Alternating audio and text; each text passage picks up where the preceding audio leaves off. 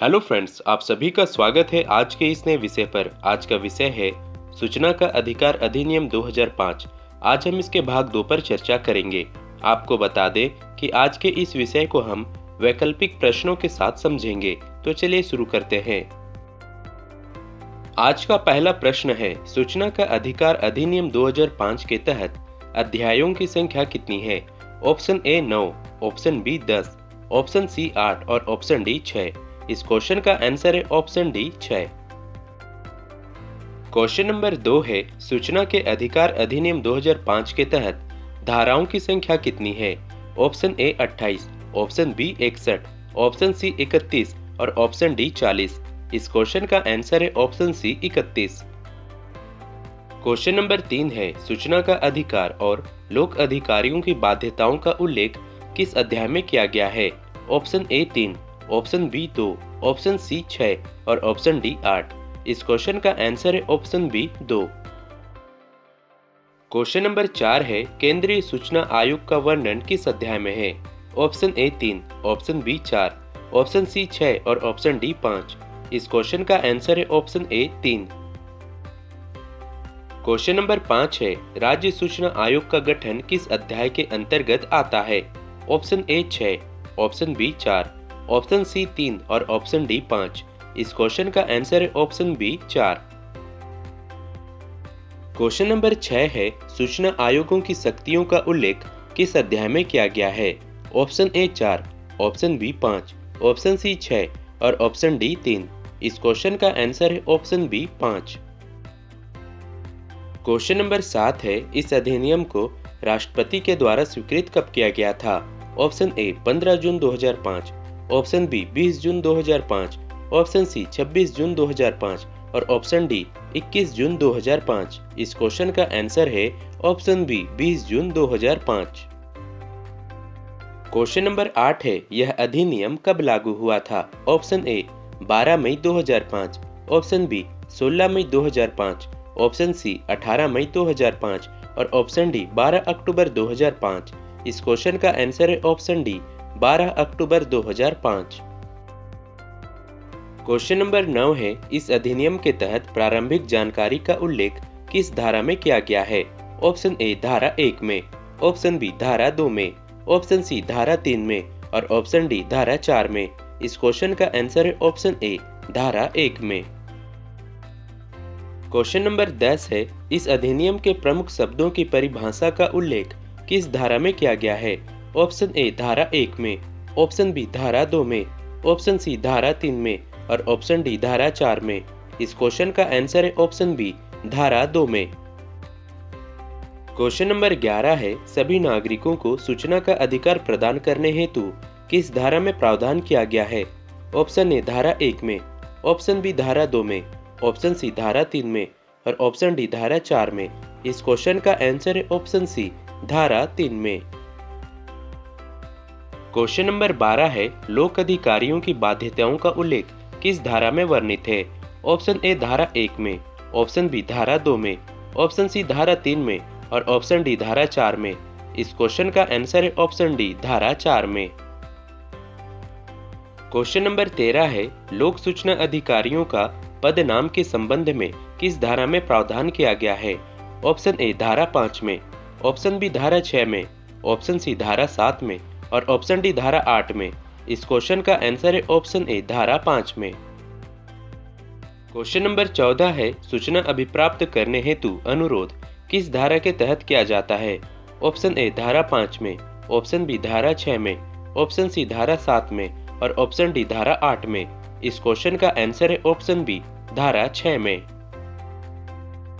Question number 15 है, इस अधिनियम की धारा 6 के अंतर्गत प्राप्त अनुरोध का निपटारा किस धारा के तहत किया जाता है? ऑप्शन ए धारा 5 में, ऑप्शन बी धारा 6 में, ऑप्शन सी धारा 7 में और ऑप्शन डी धारा 8 में। इस क्वेश्चन का आंसर है ऑप्शन सी धारा 7 में। क्वेश्चन नंबर 16 है, सूचना प्रकटीकरण से वर्णन का उल्लेख किस धारा में है? ऑप्शन ए धारा 5 में, ऑप्शन बी धारा 6 में, ऑप्शन सी धारा 7 में और ऑप्शन डी धारा 8 में। इस क्वेश्चन का आंसर है ऑप्शन डी धारा 8 में। क्वेश्चन नंबर 17 है, किस धारा के तहत पृथक्करणीयता का उल्लेख है? ऑप्शन ए धारा 10 में, ऑप्शन बी धारा 11 में, ऑप्शन सी धारा 12 में और ऑप्शन डी धारा 13 में। इस क्वेश्चन का आंसर है ऑप्शन ए धारा 10 में। क्वेश्चन नंबर 18 है, पर व्यक्ति सूचना का उल्लेख किस धारा में है? ऑप्शन ए धारा 10 में, ऑप्शन बी धारा 11 में, ऑप्शन सी धारा 12 में और ऑप्शन डी धारा 13 में। इस क्वेश्चन का आंसर है ऑप्शन बी धारा 11 में। क्वेश्चन नंबर 19 है, केंद्रीय सूचना आयोग का गठन किस धारा के तहत किया जाता है? ऑप्शन ए धारा 10 में, ऑप्शन बी धारा 11 में, ऑप्शन सी धारा 12 में और ऑप्शन डी धारा 13 में। इस क्वेश्चन का आंसर है ऑप्शन सी धारा 12 में।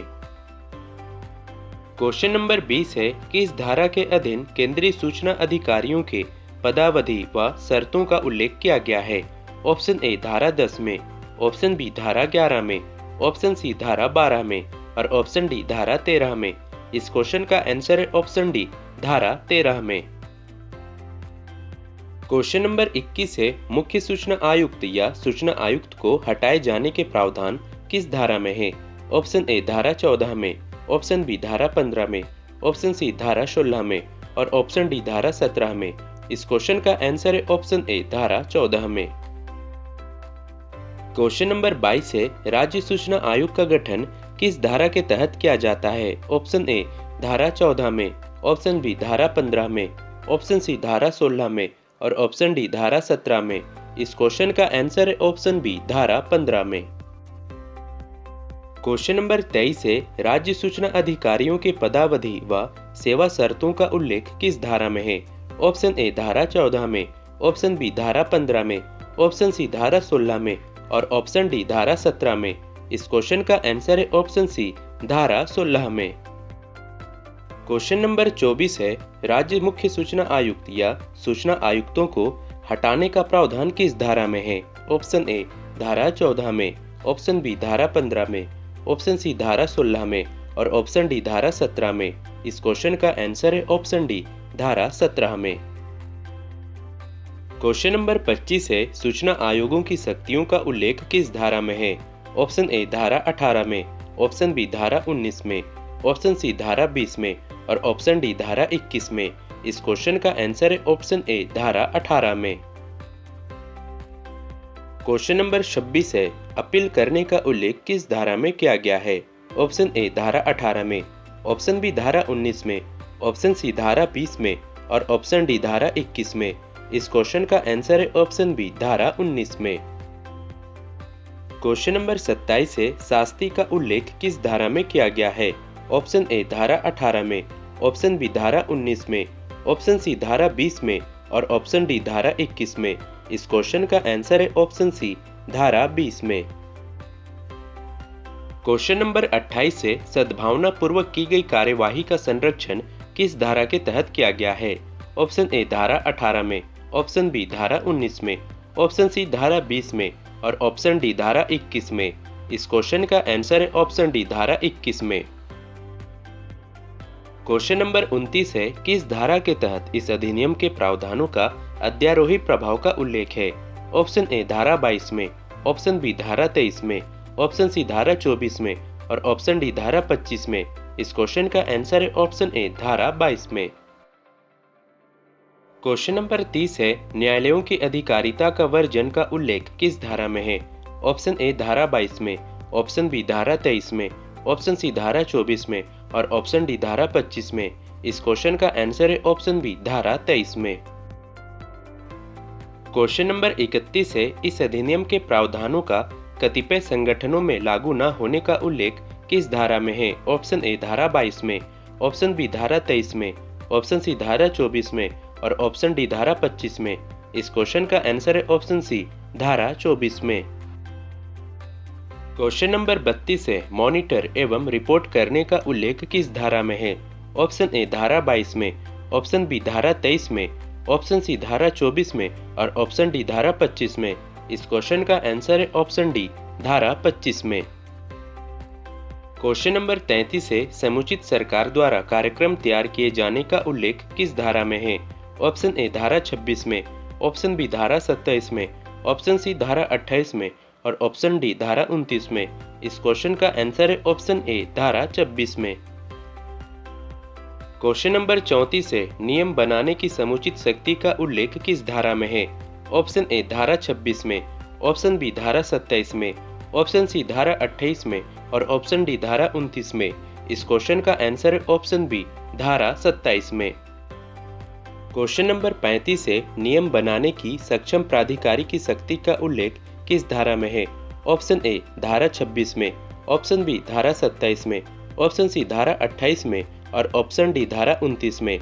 इस क्वेश्चन का आंसर है ऑप्शन सी धारा 28 में। क्वेश्चन नंबर 36 है, निर्मित नियमों को विधायिका के समक्ष रखे जाने का प्रावधान किस धारा में है? ऑप्शन ए धारा 26 में, ऑप्शन बी धारा 27 में, ऑप्शन सी धारा 28 में और ऑप्शन डी धारा 29 में। इस क्वेश्चन का आंसर है ऑप्शन डी धारा 29 में। दोस्तों, आज का अंतिम क्वेश्चन है क्वेश्चन नंबर 27, कठिनाइयों को दूर करने की शक्ति का उल्लेख किस धारा के तहत किया गया है? ऑप्शन ए धारा 30 में, ऑप्शन बी धारा 31 में, ऑप्शन सी धारा 32 में और ऑप्शन डी धारा 14 में। इस क्वेश्चन का आंसर है ऑप्शन ए धारा 30 में।